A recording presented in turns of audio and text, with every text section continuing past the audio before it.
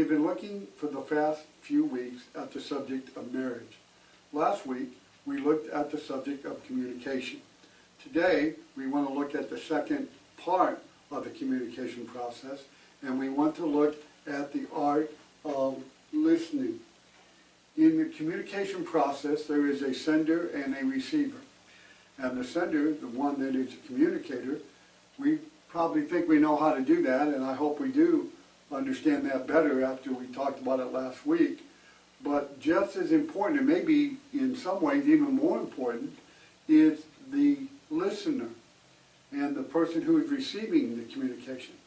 And it's not just hearing noise, which I think sometimes we do, but we don't really listen.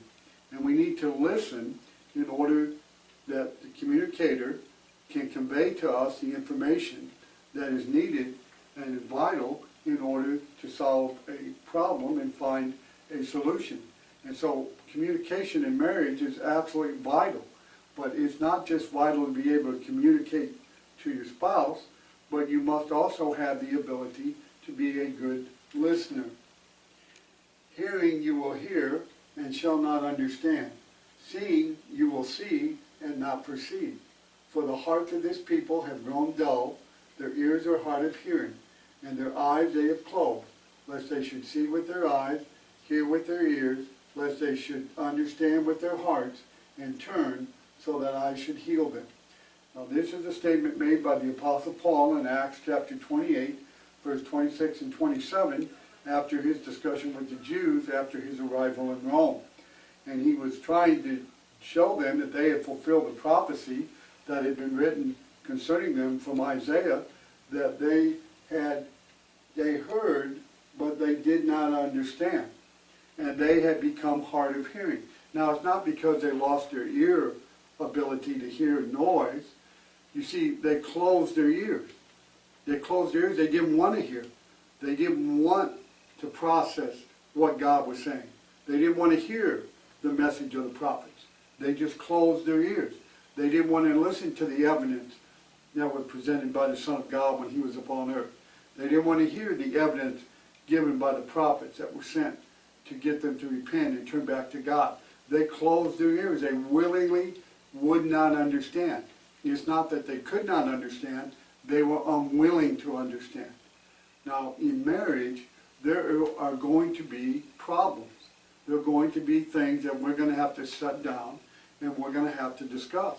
And when these situations come up in our marriages, we have to have the ability to listen. And I mean listen to understand. Not listen to noise. Not listen and understand what they're saying in order to answer them, but listen with the purpose of trying to understand the information being conveyed so you can have an intelligent discussion in how to take care of whatever the problem might be that you are discussing. And so the art of listening is you need to be a good listener. You don't just need to be a good communicator, you need to be a good listener. To do that, you need to be attentive. In Luke chapter 19 and verse number 48. Luke 19, verse number 48. And were unable to do anything, for all the people were very attentive to hear him. You see, these people were very attentive to hear what Jesus was saying. He was teaching daily in the temple, and they were very attentive. They were very attentive. They paid attention. They wanted to hear. They wanted to know. We must prepare ourselves to listen. We must get away from distractions. We must put everything else out of our mind, and we need to focus on what is being said by our spouse. And we need to listen and be attentive to whatever they are trying to convey to us in their message. Do I want to listen to what my mate is telling me, or do I think I already know what she's going to say or what he's going to say? Too many times we get into situations where we believe that we know where this is going because these things have come up in the past or something similar, and so we have already in our mind conveyed in our mind where we know the direction our mate is going, And so we just let our thought process go to there without listening to the information that's being conveyed by our mate. And so it comes down to that we have to focus our mind to be attentive. You know what? If your mate ever said, "You're not listening to me," then you'll say, "Oh, I'm listening." But she doesn't mean hearing words. She doesn't mean that you hear noise. When she says you're not listening or he's not listening, that means that you're not focusing, you're not giving attention to what they're saying. And if you don't give attention to what's being said, then you're not going to understand the information that is being conveyed. Excuse me. Sorry about that. That's things we have to deal with computers. You have to understand that to focus and give attention, then you have the best possibility of success, because you understand the information that's being conveyed, so you can intelligently answer that and how to proceed from this point. Stop selective hearing. Don't hear what you want to hear. Too many times we just listen to what we want to hear, and we hear what we want to hear. They may say a lot of things, but we just disregard most of it, and we just select the things that we want to hear. No, be attentive. Listen to what is being said in order that there can be a good process of communication. We must be willing to hear it all. In Hebrews chapter 3, verse 9 through 19, and we'll not read this for time's sake, but this has reference back to the time when God was trying to guide his children in the Old Testament to bring them into the land of promise. And Moses was chosen as the leader to go to Egypt to bring God's people out. But many times they hardened their hearts while they were in the wilderness, and they rebelled.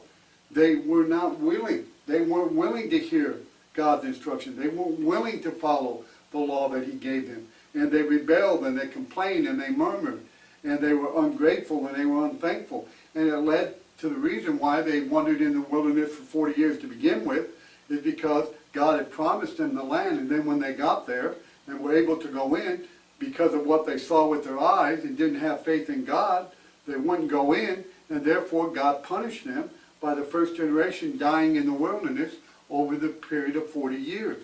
But the problem was they weren't willing to hear all that God said. We need to understand that everything that God says has purpose.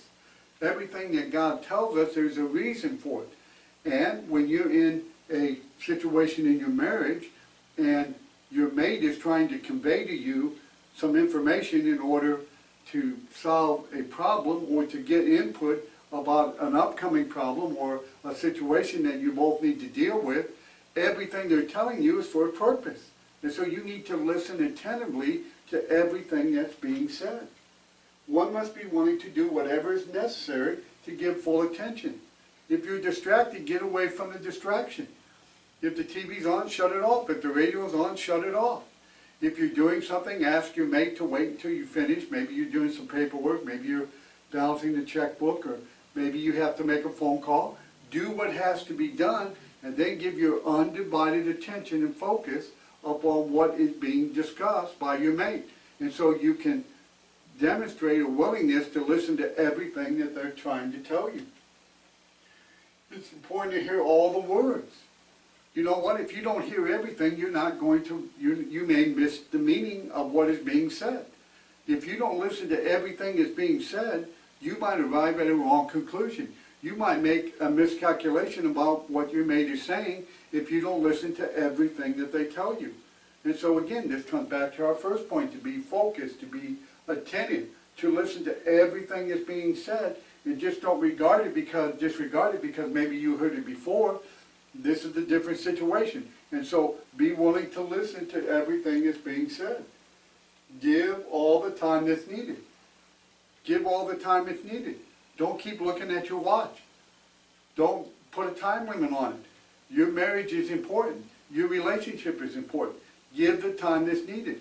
If you're rushed at a certain point, make preparations to do it later. But don't put it off Just make it a better time where you can give your undivided and full attention to listen to everything that your mate is saying. And again, this is going to take focus. It's going to take effort in order to do that, but it will pay dividends if we will listen to everything that's being said. Number 3, we need to remove all obstacles. Okay, you worked, you had a hard day, a lot of things happen. Okay, so is your mate's done that too. Even if your wife's a homemaker, she works all day too. She has things she has to do, she has things she has to take care of. And so both of you may be tired. Maybe there's a better time. Maybe you make a time that's more appropriate where, give you a little bit of time to unwind, let her unwind. After dinner, the dishes are cleared up, the kitchen's clean, and there's some quiet time. Maybe the kids are in bed, and now's a better time to sit down and focus and be able to be attentive to listen to everything that's being said. So remove all the obstacles. Try to get rid of the excuses of why you don't need to listen. And so when we do that, our communication is going to be better. It's going to be more successful, and it's going to be more productive if we remove all these obstacles. Remove other distractions. Like I said, turn the TV off, turn the radio off, turn your mind away from your job. Focus on what your mate is telling you. Forget other problems. Focus on one thing at a time. Maybe there's things pressing at work. You're going to have to lay that aside for a moment. And you need to focus on the problem in hand. You need to deal with what's going on in your marriage. Ladies and gentlemen, we need to demonstrate to our mate that we're concerned about them and we're concerned about our relationship. And we want to give the time and the effort and the energy in order that they can know that they can come to us and talk to us, and that we'll listen to them, and that we'll try to find a way to solve the problem and to reach a conclusion that's good for both of us. And again, sometimes our mate doesn't come and talk to us because they don't think we're listening. They think we're too bothered, we're too busy, and so they're just not going to do it. That's an unhealthy environment. That's just going to let problems escalate. That's going to let things build, tension and strife. And it's also going to damage respect that your mate has for you. And so we need to clear the deck, and we need to focus on the problem at hand. Put away preconceived ideals. Okay, this has come up before. Oh, you've heard this before. Okay, but this is a different situation. This is a different day. This is a different time. There are different other things that may be going on that weren't going on earlier. And so again, take away preconceived ideals. Just focus on that moment, on that time, and on what's being said at this time. Don't go back to yesterday or last year or 2 years ago. Just focus on the moment. Remove barriers. It's important when we listen that we remove barriers. Walls that we have erected. Sometimes, because of our conduct, we erect these walls. And we build these barriers between us because we have not demonstrated a willingness to listen to our mate, or we've not given them the respect that we should have, or we haven't been attentive, or we haven't tried to understand, or we get impatient and we get angry and we say things that we ought not say. And so what we've done is we've erected walls and barriers that block communication. That blocks it because neither party is really into the process, and one or both parties are not listening and not giving the time and attention and focus to what needs to happen in order to get communication started. Lack of concern. We drift apart. You need to communicate in your marriage. We stressed this last week. You need to talk. You need to discuss. You need to discuss the things that happen in your marriage. One of the things that we studied very early in this series on marriage is that when you become a married couple, everything affects both of you. You are a unit. You are two people who are one. And things that affect one is going to affect the other. And so we need to understand that. And to understand that, we need to be able to communicate when things don't go as planned, or something comes up that the input of your mate needs to be considered.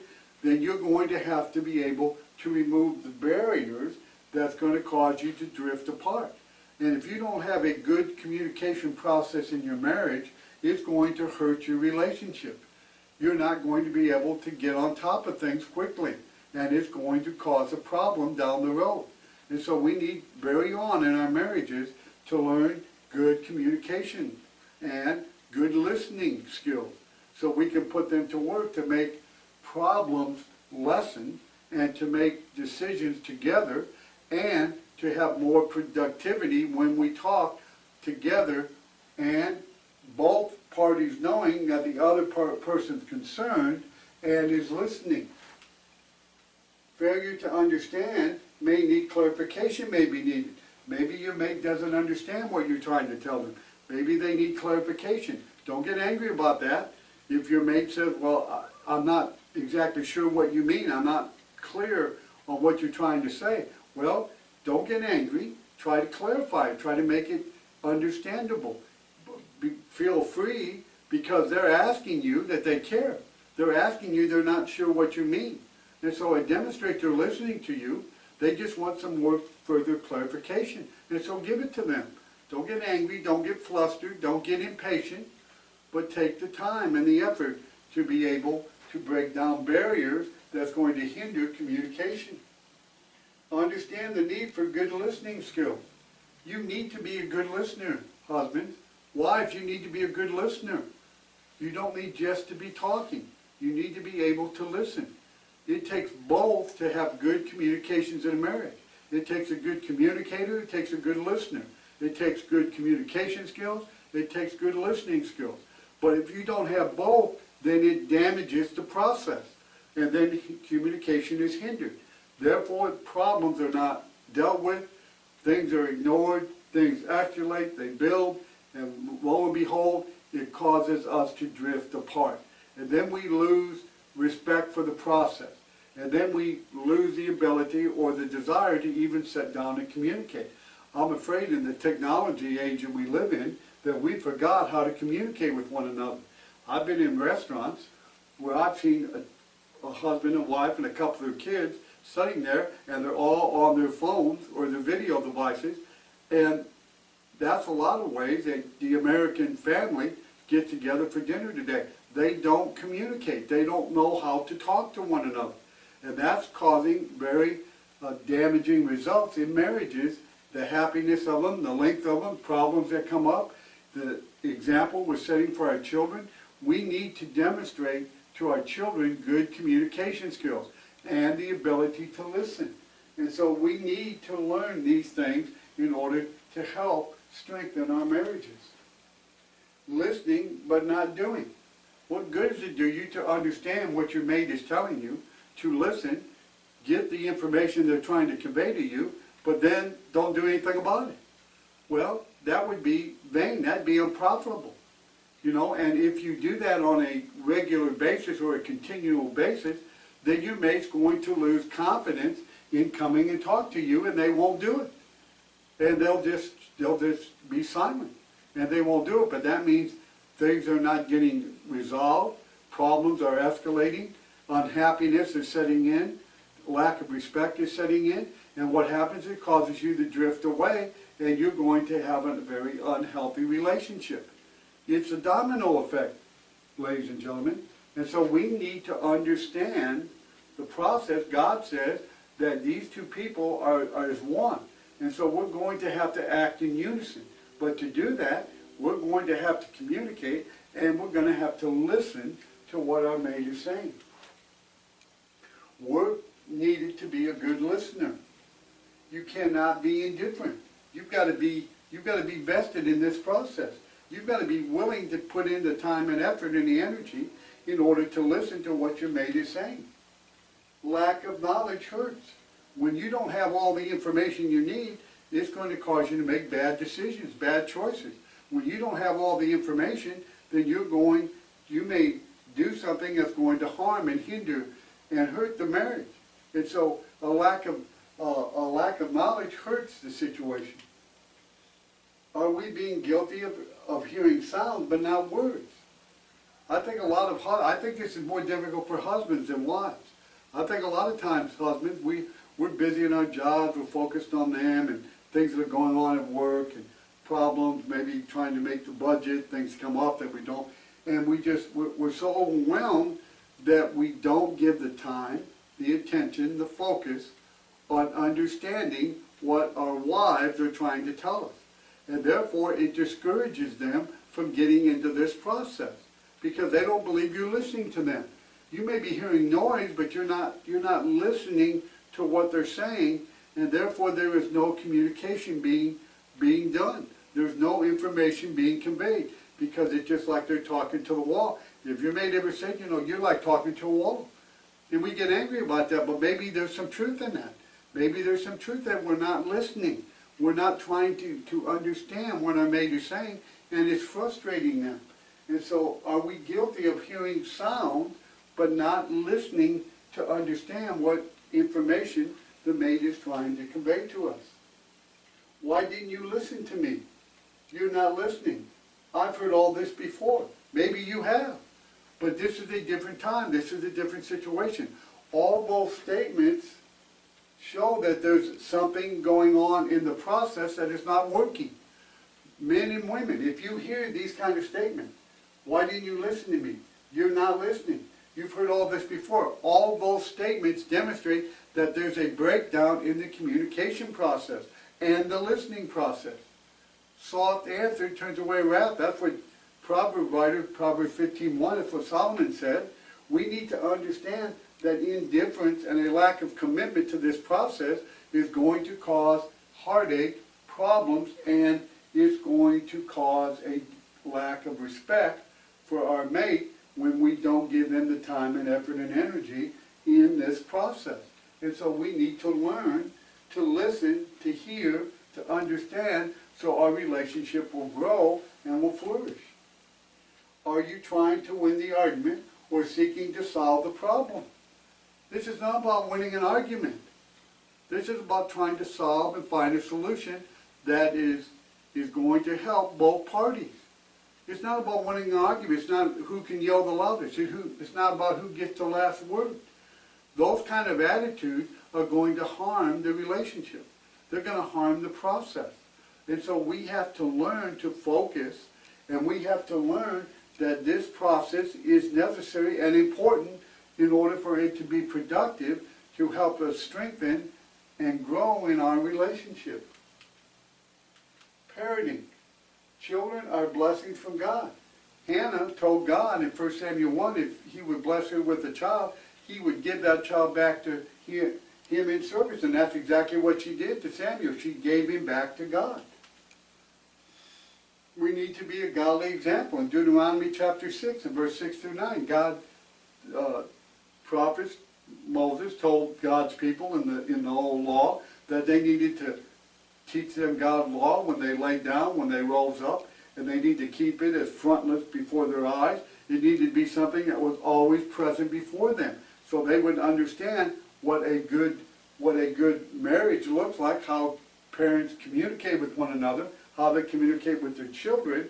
And so we need to learn this process, be able to teach it and pass it down to our children.